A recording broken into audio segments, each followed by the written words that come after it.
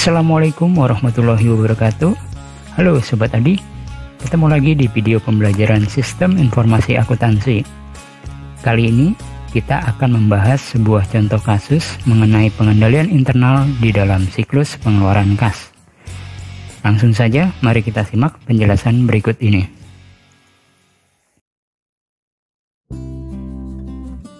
Salah satu tahapan di dalam siklus pengeluaran sebelum pembayaran kas kepada pemasok adalah menyetujui faktur dari pemasok. Pada kegiatan ini, bagian utang melakukan verifikasi dan persetujuan serta pencatatan utang atas tagihan pemasok sebelum dilakukan pembayaran.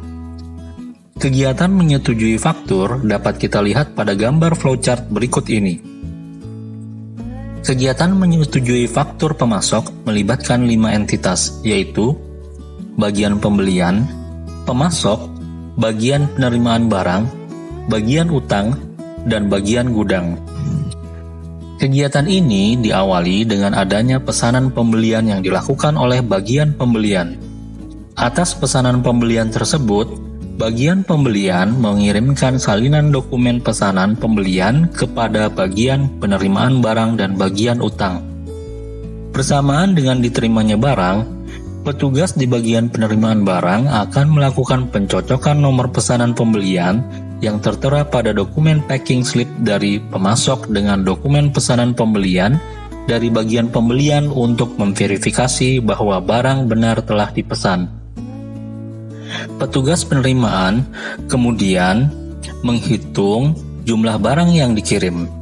Sebelum mentransfernya ke gudang atau pabrik, petugas penerimaan juga harus memeriksa setiap pengiriman untuk melihat tanda-tanda adanya kerusakan.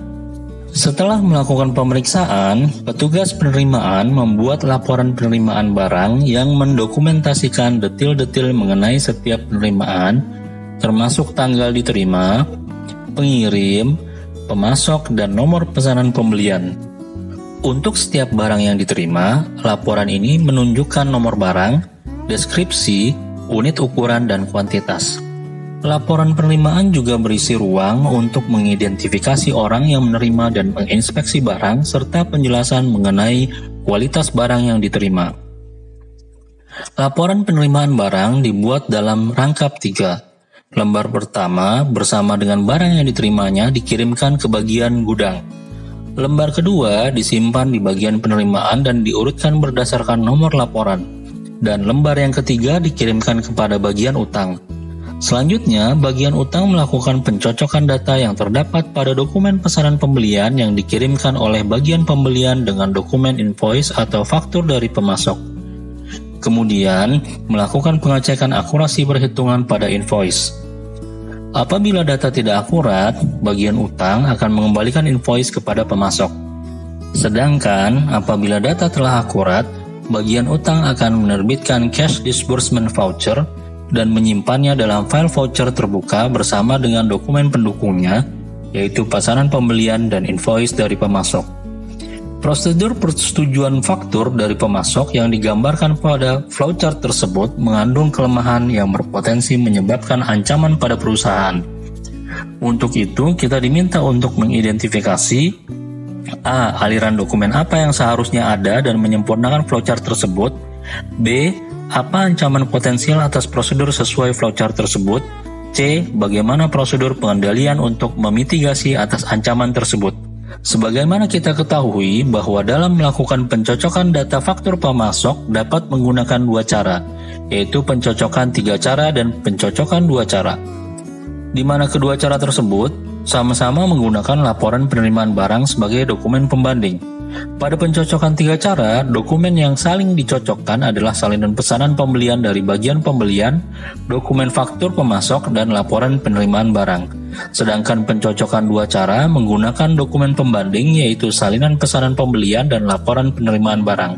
Jika kita cermati flowchart tersebut, tidak ada aliran dokumen dari salinan laporan penerimaan barang dari bagian penerimaan barang yang digunakan oleh bagian utang ketika melakukan pengecekan akurasi perhitungan invoice.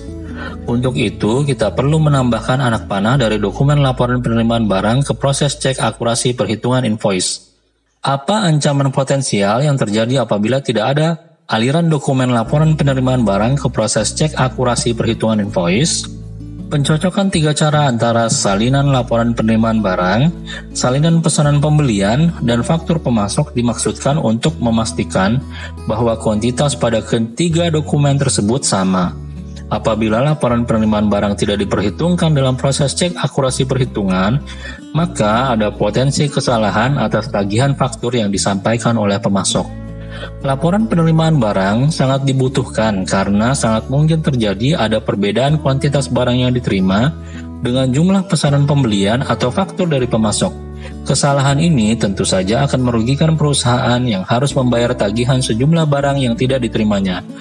Untuk memitigasi ancaman tersebut, tentu saja bagian utang harus melakukan pengecekan akurasi perhitungan dengan pencocokan 3 cara, yaitu laporan penerimaan barang, salinan pesanan pembelian, dan faktur dari pemasok. Demikian pembahasan mengenai pengendalian internal di dalam siklus pengeluaran kas. Semoga bermanfaat. Sampai ketemu lagi di video berikutnya. Terima kasih. Assalamualaikum warahmatullahi wabarakatuh.